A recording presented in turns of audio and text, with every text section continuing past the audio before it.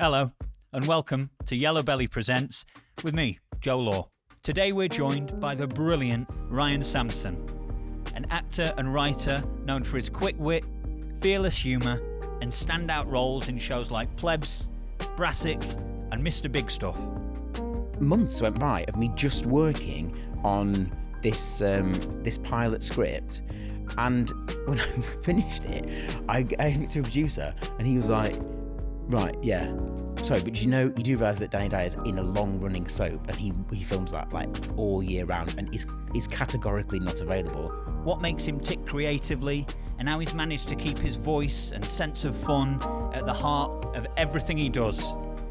I worked out the other day, something like 15 years before Crikey. anything. I know. And if I had said to me at the beginning of that, just so you know, FYI, it's going to be 15 years of this before anything gets made, would I have kept doing it? Please welcome to the pod, Ryan Sampson. Ryan, you've got so many strings to your bow, and you seem to be drawn to multiple creative disciplines. What parts of yourself are you able to express through those different mediums? Oh, so deep. We're prepared. I suppose I feel like after a while of being an actor, and I know everyone probably says this, it's like the autonomy thing, having very little control over your output, and obviously that extends to like the parts that you do, but also over it being, you're sort of a tertiary creative, aren't you? Like it's filtered through what the director wants, what the producer wants, what the channel wants. And I think I just really wanted to feel like I was in control a bit more, and that I had like a bit more power. It's about power, isn't it? That's terrible short man seat syndrome there going on. We all like a bit of power. I'm 6 I foot suppose. and I love power. Yes, I've got absolutely none of it, but I'd be lovely to have some. But then I think that's what like drew me into writing, because I've been acting since I was kind of younger on the younger end, and so kind of pushed towards writing to seize back a bit more control, and then realised that was just very naive. Yeah, you're never going to be that person who's got control. And what you realise, it's this big sort of what's the word? Like no one really has the kind of final say. It's a big sort of amorphous blob of everyone kind of like chipping in of what people want. So maybe I'll just jack it all in, actually. You heard it here first. Retired. And he retired there and then. Yeah, there and then. Yeah, you got the idea. On the pod. It's funny you should mention that. That's part of the reason we started this pod, is because a lot of actors, I felt like this in the past, you sort of feel like someone else has got the keys to your own life, because you're going from audition to audition and you're getting a lot of no's, and at least, I know perhaps you alluded there to it's not as much controlled as perhaps you thought, but at least when you are doing something off your own back, like writing or choreography or putting on productions, at least you kind of feel like you're taking those keys to your own life back a little bit. Yes, but I do also think this is something that sometimes frustrates me with talking to other actors, is that it doesn't have to completely be the sort of narrative doesn't have to be completely in the hands of someone else. There are always things you can do that I don't think necessarily, maybe drama school doesn't teach people these things, but we are like salespeople. We're flogging our thing, and it just so happens that what we're selling is us, so which makes it like more personal and more difficult to sell the thing, because you feel so much kind of attachment and you're psychologically bound up by the idea of like selling yourself. But there are so many avenues that people can go down, and I think for me, writing was one where I was like, I can like pour my energies into this. But I think other people do things like they're in like a lot of fringe stuff and unpaid stuff, or I know people who have got like a routine of they're always purposefully networking, so they have kind of active things that they're going to just so that they can kind of routinely talk to those people. And I don't think we should have that sort of. I don't think we should have any shame about that. It should be like, what avenues, what can you put your energies into, in order to sell your shtick. We'll have a lot of our lovely listeners and watchers people watching. That watchers sounds a bit creepier than it should yeah. do. Got a lot of our lovely listeners and watchers who will be really inspired by actor writers like you or Michaela Cole or Richard Gadd or Phoebe Waller-Bridge. And a lot of people would love to know, once you've written something, how do you get that made? What does that process look like? Oh, it's a fucking nightmare. Honestly, it really is. So I wrote things for, I worked out the other day, something like 15 years before Crikey. anything. I know. And if I had said to me at the beginning of that, just so you know, FYI, it's going to be 15 years of this before anything gets made, would I have kept doing it? Why did I keep doing it? It's kind of a weird thing. Why? Well, yeah, that's a strange mindset. I don't know what I was at. Yeah, I think I really felt like I'm not doing what I'm supposed to be doing. Yeah. It felt like I felt a bit uncomfortable. Yeah, because that's like psychotic to keep going. If everyone says no to you for 15 years, that's not right. I think this industry requires at least like a little bit of delusion. I don't think that's I think maybe terrible that is thing. true. Yeah. Because I remember having the same sort of like belief about it when I'd first started writing these scripts that nobody wanted, and so it was pretty delusional. And I look back at it now and I'm like, you did not know what you were doing, and also like I was not ready to write a full series because you can write, you can write one funny scene, fine, and maybe you can write a full script, great, but writing a full series is just a completely different discipline that I did not. I was just completely naive to. The previous things you've written, did they act almost as a foundation for writing a full series like Mr. Big Stuff? Yeah, definitely. Like I'd like written a lot of ideas that had gone by the wayside that I thought had gone by the wayside, but then somewhere in the recesses of your mind have kept them, Yeah, but then also sometimes what you've done is you've kept in the recesses of your mind a scene from The Vicar of Dibley that you are accidentally that you're rewriting, and you're like, well, you can't do that, can you? That bit in Mr. Big Stuff where Danny Dyer falls in through big that puddle. puddle. Yeah, You know bloody. what I mean? I thought I'd seen that before. All that sort of thing. It's like, yeah, you've got to be careful. It's the first thing that you wrote that got made. Was that Glitch on Glitchy? Glitchy? That's that it. Was a short-lived sketch show, which was very weird. But they were like, so I was doing Plebs for ITV, and they were like, cool, would you like to do something else? We'll be open to talking about that. It was the first time anyone said that to me.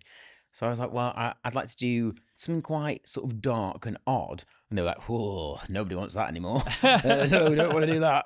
So they went, how about if you do a prank show? And I was like, well, can it be a dark and odd prank show? And in just this sort of negotiations, we came to it being quite a sort of weird format, whereby it's like clips of TV shows, sort of reality shows, where two of the people are actors, and then one of the people in it is a contributor, a real person, and the sort of show that they're in, the format like falls apart, or it gets more and more unhinged, or the host has a breakdown or something. It was fun, but it was very stressful. I mean, they gave me about 15 minutes to write it. I think they were just like, should we just like dash this one off while he seems keen. Let's just, it was strange. So when you've got your finished script and you've got to approach people to get that made for you, is that made easier for the contacts you've got already, or is it the same for you as it is for everyone else? So you're just knocking on doors saying, read this, I think it'll be brilliant. With Mr. Big Stuff, I was pitching things to a commissioner who was the commissioner for Brassic, right? Yeah. So by this point, I'd done probably like 5 series of Brassic, right? So I've gotten to know him quite well. John Montague, lovely guy. And Hey up, John. Hey up, love, you're right. Yeah, right, love. So I pitched him quite a lot of things, and he's like, none of these are quite right. Which, to be fair, looking back, they really were not quite right. But you really don't know that at the time. At the time, you're like, this is genius.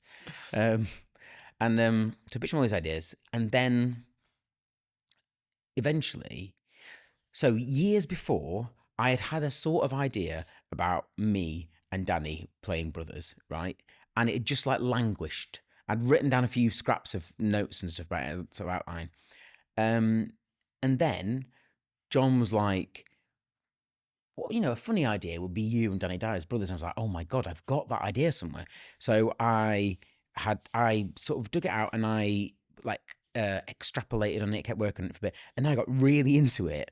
And I think this is a bit of a sort of ADHD, I tend to get very attached to things and then I can't like. Hyper-focus. Yes, I and then I get a bit strange and don't do anything apart from that for a bit. Preaching to the choir.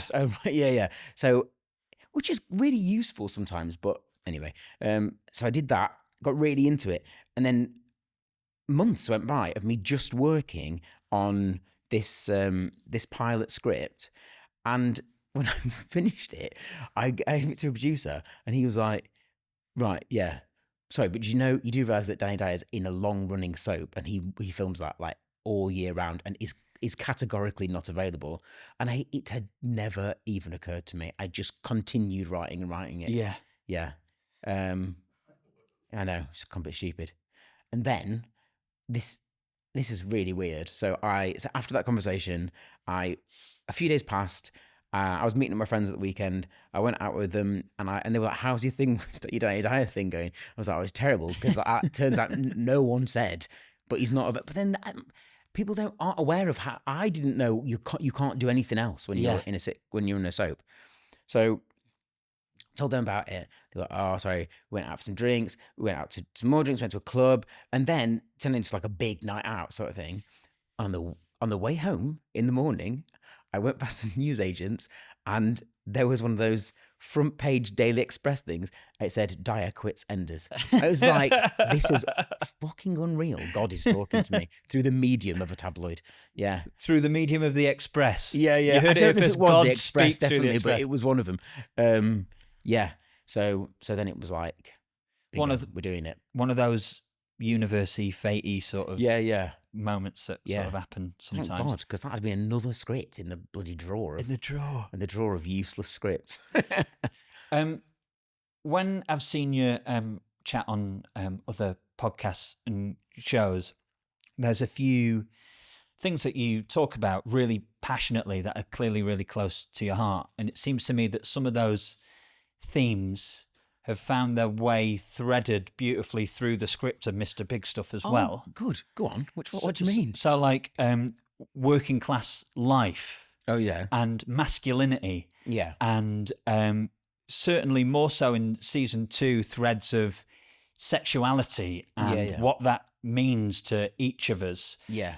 And what you've done really cleverly, I think, is the things that seem that you're passionate about, you've woven through the script, but without clobbering you over the head with it. You've discussed it in a way that seems just normal and natural and part of the fabric of that story. Oh, good. So does that happen by accident just because those things are close to your heart, or do you consciously go, these are the themes I want to discuss when I'm writing this, and start to consciously weave them through? Yeah. How does that work? It's sort of a bit of both, because like you do your outline pitch of the series, and the themes are about Danny's character Lee. The kind of reveal being that he's not this big kind of alpha semi-criminal type on the run from law. It's just another shit man who's like hiding behind like this fabricated idea of who he is.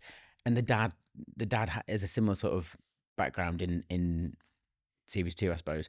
So there's a degree to which you're planning it all out, but actually what I've realised is you can only write what, they say write what you know, but you can actually only write what you know and what you really care about, because that's all that's going to sustain you through keeping at it. Yeah.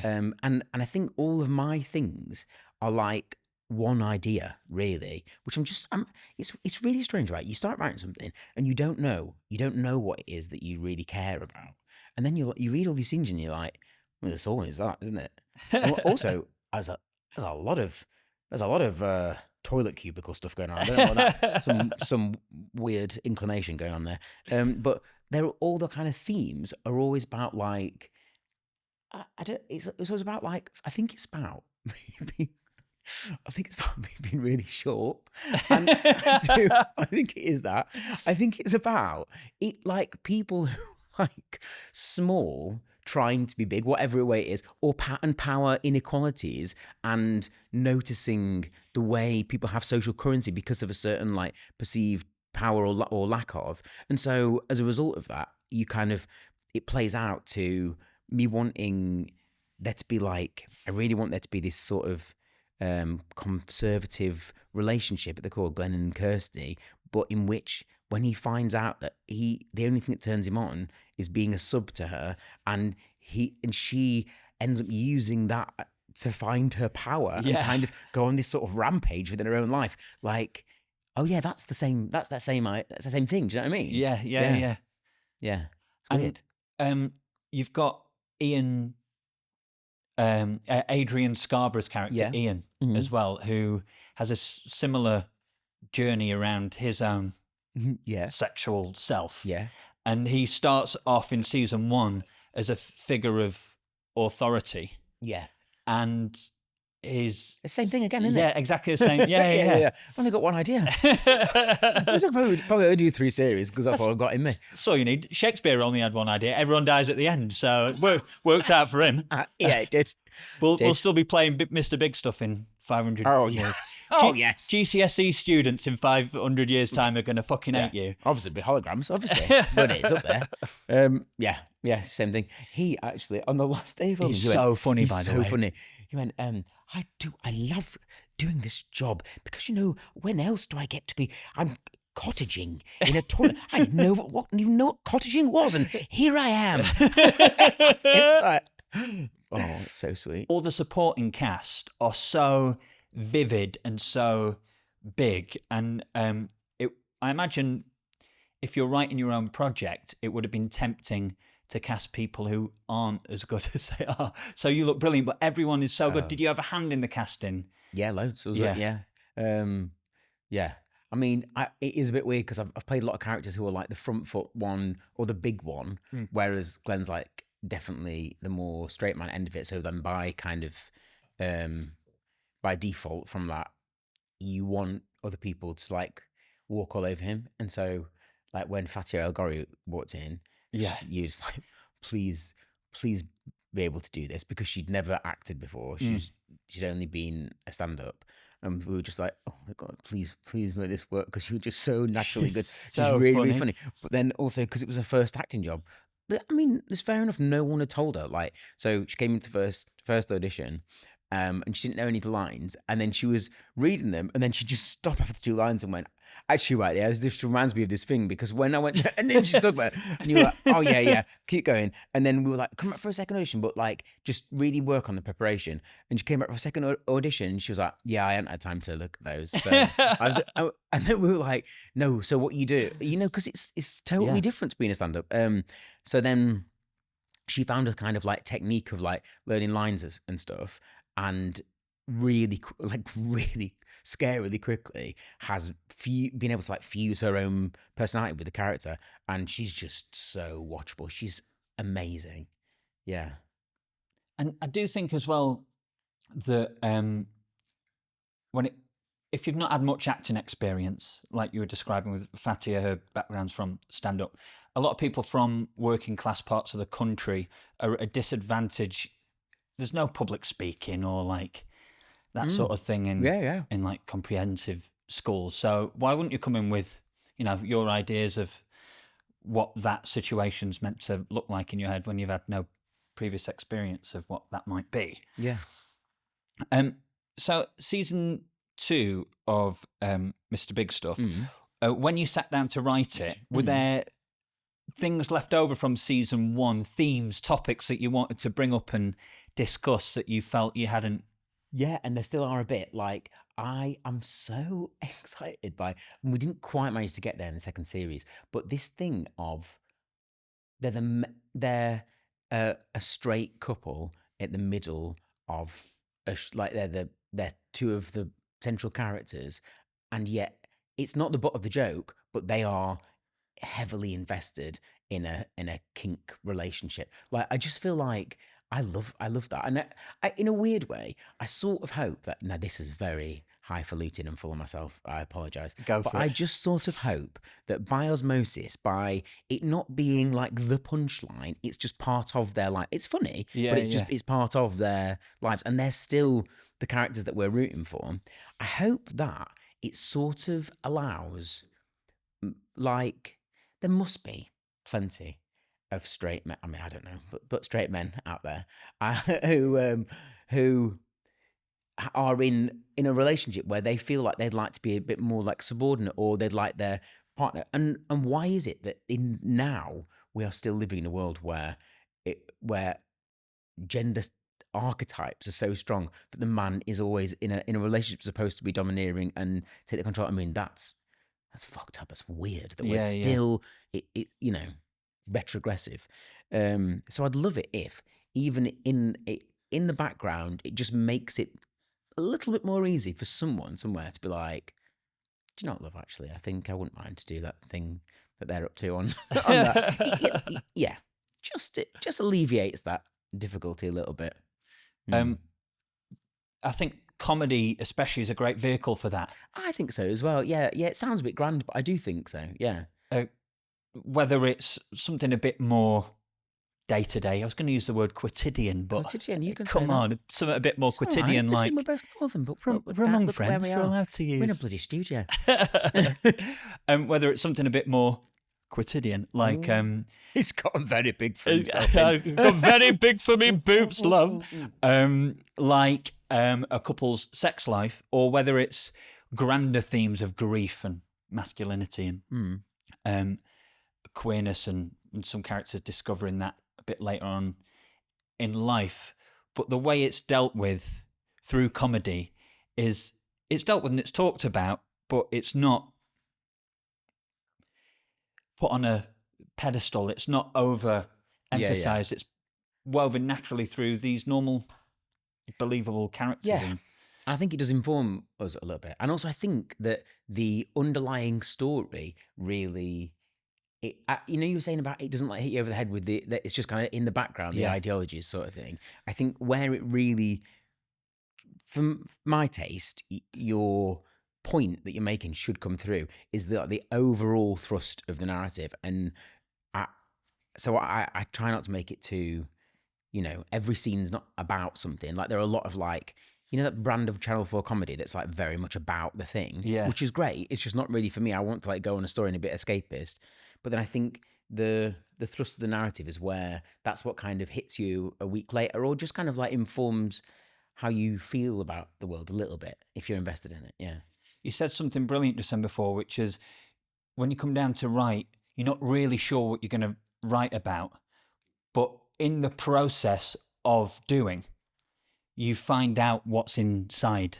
Is that quite a vulnerable place to be when you, like you were talking, those nooks, crannies, alcoves that you didn't necessarily consciously know were there, and then suddenly they come out naturally? Yeah, it is. Yeah. That must be quite a revealing place. Yeah, and you've got to kind of get over it. Like I had to get over.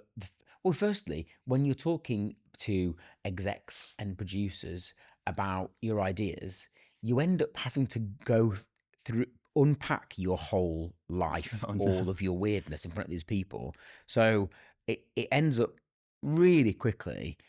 Then initially they're not people you know very well. And you very quickly have to be like, here are all of the weirdest things about me and that have ever happened to me or that I've ever done. And you have to just be kind of all right with it, which I really was not used to at all. It's very strange. Yeah. Yeah. Was that a liberating process in a way, or was it still a bit confronting? A bit, yeah. A bit. I don't really know how you do it without doing that, as all. But yeah, imagine, so I'm talking about to people, I'm in a room full of people who initially just seem like very corporate types to me. Now I know them very well. But, and,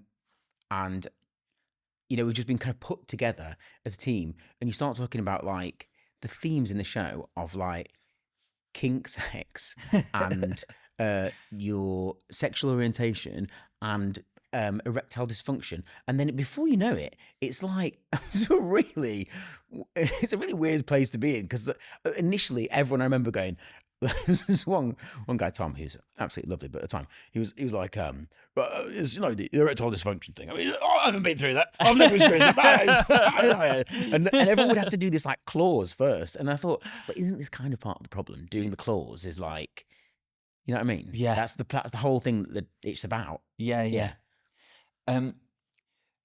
Through a lot of your work, there seems to be a theme of working class life, working class characters. Are those stories important to you? Yeah, totally. Yeah. I suppose it's more like people who are like overlooked having a big story sort of thing. Yeah. Which I think is because I've always felt a bit like, so I lost my mum a few years ago, and I've always felt a bit Sorry like to hear that. thank you, yeah, and I feel like the prevailing feeling about that, I feel like she was a much bigger, she didn't really get to have the narrative that, and I think it's weird. It's really weird, all this stuff, because I didn't mean for it all to be about that, but ultimately, yeah, a lot of it's inspired. Like a lot of the show is inspired by her, and and so you just end up. It's like you just end up writing the same thing because you're trying to change something. You know what I mean? Yeah. Like trying to, like change. Yeah. Makes sense. Strange one. No, it makes sense. And I think it's easy as performers, creatives, we all do it, to go, oh, I'm not saving lives, and we're not saving lives. But what you've got and other writers have got is a really important job. You have developed the skill over a lot of fucking years to give that voice to people who wouldn't otherwise have one. I'd like to think it was as sort of altruistic as that, but I think the reason for writing about, like, you get drawn back to the same things, is just there's like something in you that is not ever going to quite get worked out or something. It's like things that are like unfair that happen to people. People end up writing that same story in different iterations for decades because they're trying to rationalize and trying to kind of, I think both those things can be true at the same time. Yeah, no, yeah. I think you can help yourself with the work you need to create to get that stuff out and processed, and it can be altruistic and helpful to other people. I'd like it to be.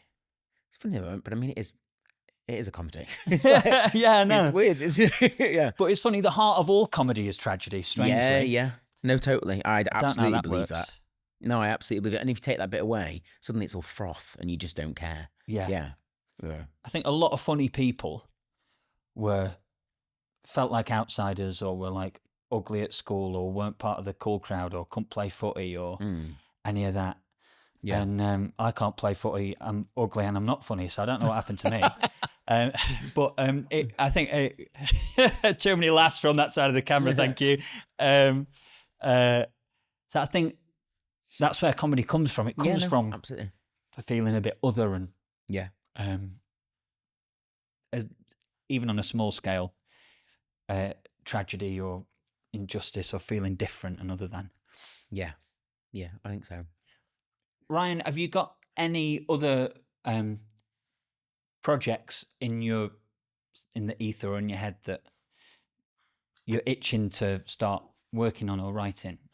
I've got like a few fledgling bits of ideas, but I'll tell you, this is a bit of advice that I would give people who are starting at writing. I was given to believe, or I was like told to believe, that unless you had a burning passion for a certain idea, then it's not right to pursue it or something. Yeah. But the truth is, you can start off with someone going to you, if you and Danny Dyer, that'd be quite funny, wouldn't it? And then you invest it with it. You it's the work you do on after that point that I think is actually that that is the useful bit that makes it mean something to you. So I used to worry about being like, oh, maybe I don't have like a burning thing that I'm desperate to write, but you find the themes in it and you kind of tailor it in your direction, and then it becomes something that you really want to say. Yeah. Yeah.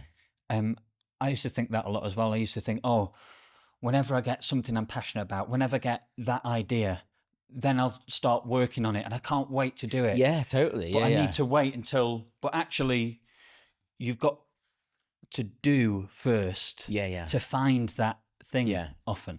Yeah, I think It's so. the other way around from what most of us think it's going to be. I think so. Yeah. So who knows what that next one is? Yeah, I don't know. We I've shall got a see. few ideas, but I keep getting told off for saying them in interviews, and it's Okay, like, fair. well, that's no bloody good spending, is it? Like, No, you that's can't go and all pitch that if they've seen it all over social media. I have genuinely had this only the other day where the producer was like, you know what, in that interview you mentioned about that thing that you thought about. It's just, yeah, I'm not very good at that side of it, you know. Yeah. So you're from Rotherham, Yorkshire, South Yorkshire. Come on. And you didn't go to drama school, which is often the traditional path. Yeah. Did you find it more difficult than some of your peers that went to drama school, do you think, to get into the industry, or did you quite sort of happily find your own way there? I think that I was very lucky. Yeah. And I got into it in a reasonably swift manner, but bloody hell, looking back on it, it was a very dangerous. You know, when you're that age, when you're like 18 and you're like, I'm going to do this thing, and your actions, when you look back at them, are borderline psychotic. Yeah. So, yeah. So I knew I did some plays in Sheffield at the Crucible, and then I went to like youth theatre and all that sort of thing. And then I got to like 17 and I was like, I know that I'm going to need to move to London to do this, but there is no way that I can say to my family, I'm just going to go to drama school. It was just absolutely not a thing. Yeah. I'd never even heard of anyone being an actor. It was just a stupid idea. But my nan said she'd pay for my first year of tuition if I went to study English somewhere. Yeah. Which was like very, very generous of her, and I wouldn't really been able to afford, you know. So I sort of went to a university for a year near London, and then ran off, basically, which is just like shameful and also just wildly stupid because it could have gone really wrong. So I went to this university and I started looking for plays that were on in London, because the university, Royal Holloway, it's like in Surrey, basically. They say they're in London on the website, and you go and you're like, it's an hour to London on a train. The train stops at 9 p.m. It was like, oh, I've shot myself in the foot there. Yeah. So I had to find a play that was going on in London, and I would be constantly like looking for one, and then didn't have an agent, so got in touch with the director, I think from like Facebook or something, like found them, badgered the director, and then eventually got a part in a play, and then this is what I mean, psychotic 18-year-old. I started dating the director of this play, moved into his flat for a bit. That's so weird, isn't it? I mean, it's really... How did you get the part? I got the part before that happened. Fair. But that is a weird old trajectory. Oh, that's all right. Well, but that's what it means. Like when you're that age and you're like, Yeah. if it fucks up, I am like Yeah. homeless. Like there is no, this could go really wrong until you're like, yeah. I was once so desperate to join this weird travelling theatre company that I flew to France, where they were based. Didn't tell them I would come in. Yeah. Just went. I didn't pack a tent or anything. And they were just in the middle of nowhere in this big... They used to perform in this big circus teepee. I just slept under a tree. And they were, well, obviously, we have to accept him. I was like, oh, you got any parts or anything? They're like, no. So I just slept under this tree and got drunk for a few days and came home. That's so weird and brilliant. Yeah. If that's exactly what Same thing. Yeah. And if that French fellow had spoken English, I'd have probably moved in with him. Yeah. So yeah, I could have done with that teepee. Save sleeping under a tree. Yeah. But like the mad things that you do at a certain age when you just like, I have not really got any options here. Yeah. But then, can I just say that is not why? I mean, I genuinely did. He was my boyfriend for like Yeah. several years. Yeah, It yeah. wasn't, you know, he wasn't 85. But I think, especially for working class actors, it is less of a known quantity as to how to get into the industry. Yeah. Like people who come from backgrounds where they can afford to go to drama school. Yeah. It's pretty obvious. You go to drama school, you Yeah. get an agent, you start going for auditions, you meet people who it's a bit more of a well trodden Yeah. path. Whereas if you're not part of that world, it is difficult to know how to get into it when it's something you love and you want to do with your life. Yeah. Yeah. And I did not have, I don't know about you, but I'm slightly like, why did we choose to be actors? Because I didn't know anyone who was doing that. Do you know what I mean? I didn't, Yeah. it's strange. I didn't really have a frame of reference of why I thought that was an option.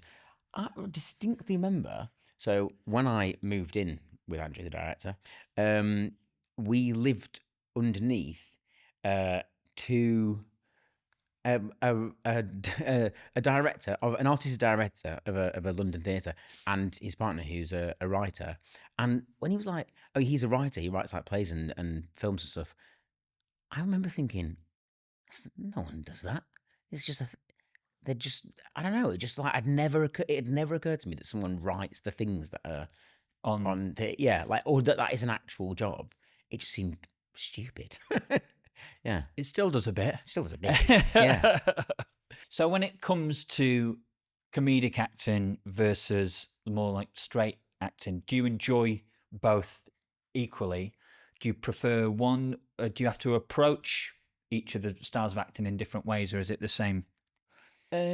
Well, I think it's been a sort of accident. I've fallen into mainly doing comedy, but I'm glad of it and I really enjoy it. But also, it's like from there that I feel like I'm more allowed to make interesting characters, Yeah. which I don't necessarily feel like that opportunity comes along if you're doing drama. Not quite so much anyway. And I really love making characters. That's like the bit that I find the most enjoyable. And so, like Brassic we just finished the 7 series of it, but towards the end, you're a bit like, oh, I'm not really getting to. I quite like the bit where you find working out things about this person. Yeah. You know what I mean?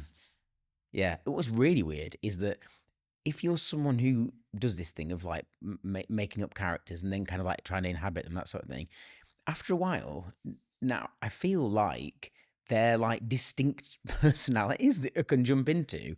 And I have before, like, we went to the BAFTAs and I was terrified. I was really, really nervous. There was like, you walk in and there's like there's like this red carpet thing, and then there's like a huge bank of people, like fans, I guess, who are like wanting people's autograph and stuff. And then at the other end, there's like that sort of photographer, like wall of faces of photographers. And I was like, I'm genuinely freaking out. Right? It's just it's a lot of a sensory overload. So I was like, I'm just going to do a bit of being Tomo.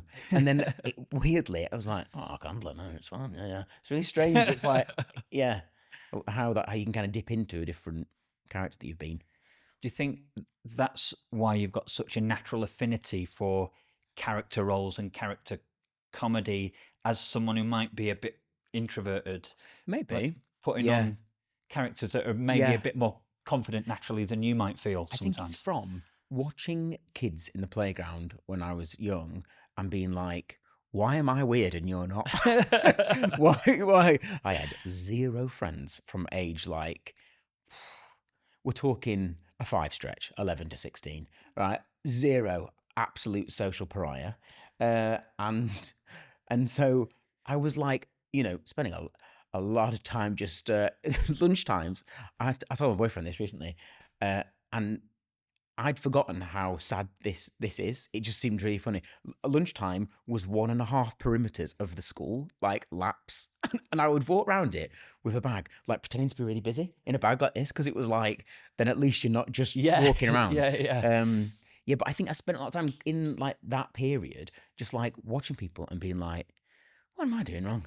And then you start to really like notice things about people and like the affectations that people have got or the way they're trying to portray someone who maybe isn't exactly what they are.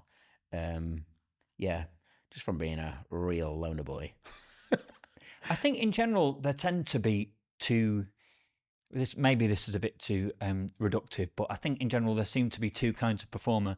The performer who is a natural introvert and who is great at observing people and likes to put on these characters to gain a bit more of that confidence maybe. And then there's the other side, the performer who is the natural extrovert who has no natural place to go to release their extroversion other than a stage or a camera of some kind. Yeah, I think I'd find that one exhausting. Yeah. I can't.